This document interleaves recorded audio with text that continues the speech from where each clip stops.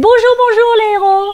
Alors je vous propose une nouvelle rubrique qui s'appelle les 3. Alors pourquoi les 3? Parce que je vais vous proposer 3 films sur 3 plateformes différentes.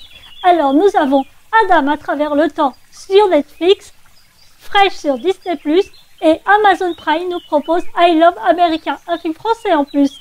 Donc voilà, pour l'instant il n'y aura que 3 plateformes puisque j'ai pas les moyens de prendre plus d'abonnements.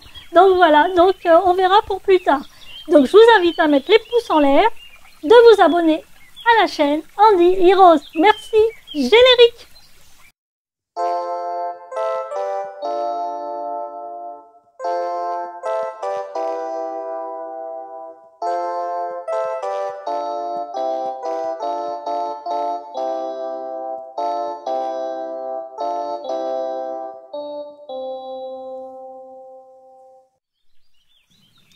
Cette nouvelle rubrique sur la chaîne Andy Heroes s'appellera les 3, ou encore les 3 F pour faire un petit clin d'œil aux 4 fantastiques.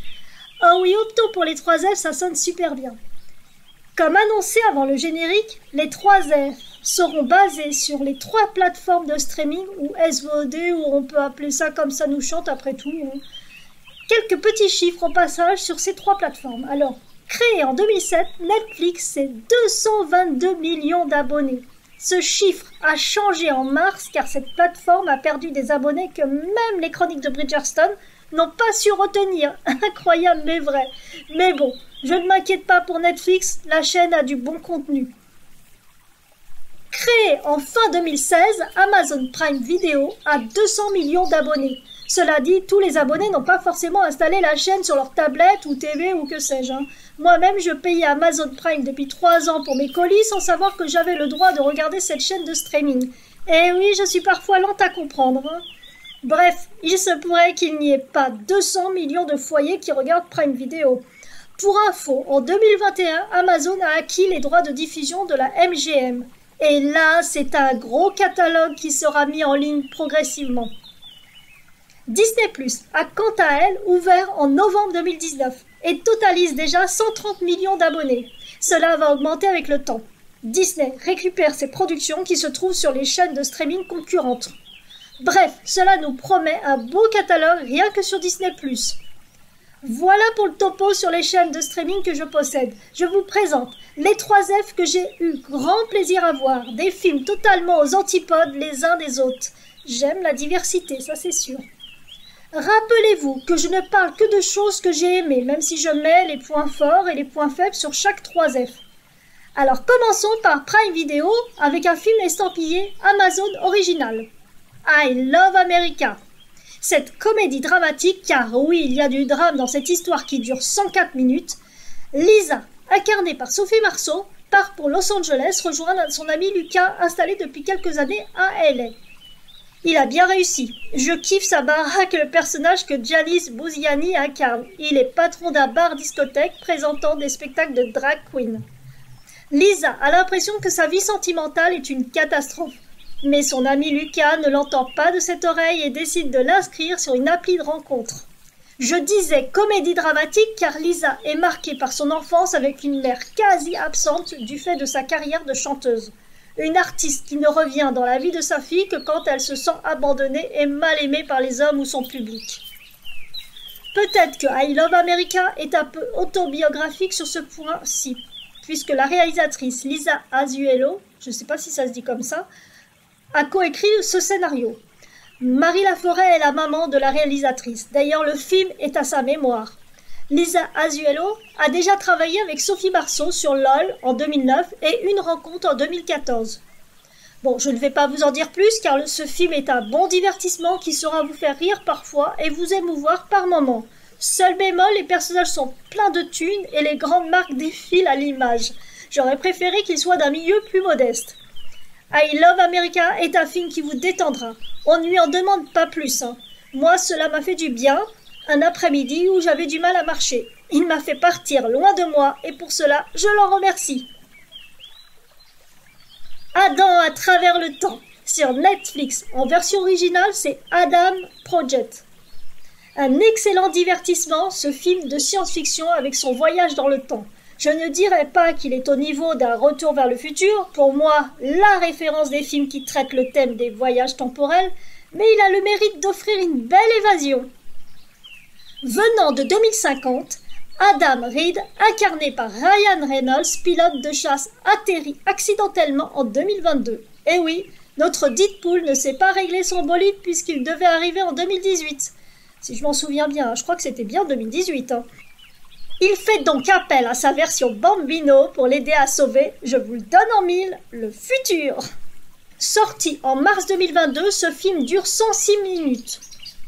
C'est Sean Levy qui le réalise. Il avait déjà travaillé avec Ryan Reynolds sur Free Guy. Alors ça, la prononciation, on repassera. On annonce que Deadpool 3 sera réalisé par Sean Levy d'ailleurs. Adam, enfant, est incarné par Walter Scobell. Je ne l'ai jamais vu dans un autre film. Sur Adam à travers le temps, il joue très bien. Mark Ruffalo incarne le papounet d'Adam, un acteur que j'aime beaucoup. Il est excellent dans Shooter Island, un film réalisé par Martin Scorsese en 2010 avec Leonardo DiCaprio, rien que ça. Mark Ruffalo sera très bientôt à l'affiche sur Disney+ pour la série She-Hulk avec Jennifer Walters pour le rôle titre et Tim Roth que j'aurai grand plaisir à revoir. Jennifer Garner incarne la maman d'Adam. On a pu la voir dans la série Alias au début des années 2000 ou encore Elektra. Dans le film 30 ans sinon rien en 2004, elle avait déjà pour partenaire Mark Ruffalo. On se souvient de la fameuse séquence de danse sur Thriller. Zoé Saldana incarne la femme d'Adam. Je ne vous en dis pas plus de crainte que de vous spoiler. On retrouvera Zoé Saldana en décembre 2023 dans Avatar 2 qui nous promet du lourd avec des séquences au fond des océans de la planète Pandora. Bref, Adam à travers le temps ravira ceux qui ont soif d'aventure et qui ne s'attachent pas trop aux détails bancals du scénario mal ficelé. J'ai eu l'impression du déjà vu. Et oui, c'est le bémol de cette aventure de science-fiction peu encline à ancrer ce récit dans une histoire bien travaillée. Les personnages de Mark Ruffalo ressemblent à celui de Bruce Banner et Ryan Reynolds nous fait parfois du Deadpool. Toutefois, cela ne m'a pas empêché de trouver ce divertissement plaisant et d'avoir plaisir de revoir les acteurs et actrices que j'affectionne. Alors maintenant, passons à un registre plus al dente. Waouh! Oh, là j'ai vraiment flippé. Un film de Mimi Cave avec Daisy Edgar Jones et notre soldat de l'hiver du MCU, Sebastian Stan. L'histoire est la rencontre de Noah et de Steve dans une épicerie. Cela faisait longtemps que Noah cherchait un homme bien sur les applications de rencontre. Et oui, encore une histoire d'appli, sauf que contrairement à I Love America, où tout est super mimi, là ça part dans le cauchemar total. Au début, Steve semble l'homme idéal, leur première nuit d'amour idyllique et passionnelle. Ni une ni deux, il l'invite à passer ce week-end dans une maison au milieu des arbres, genre seul au monde. Noah s'aperçoit en arrivant qu'elle ne capte rien alors qu'elle avait promis de donner des nouvelles à sa meilleure amie. Et là, le scénario dans cette sublime baraque trop mimi tout plein devient un scénario digne des plus grands films d'épouvante. Et oui, le beau Steve passe du côté obscur de la force car il a un appétit vorace qui lui rapporte beaucoup d'argent.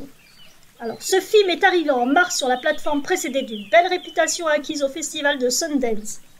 Avant de voir ce film, je n'avais pas vu l'affiche américaine qui montre la main d'une femme sous cellophane, donc je n'avais aucune idée de ce qui m'attendait.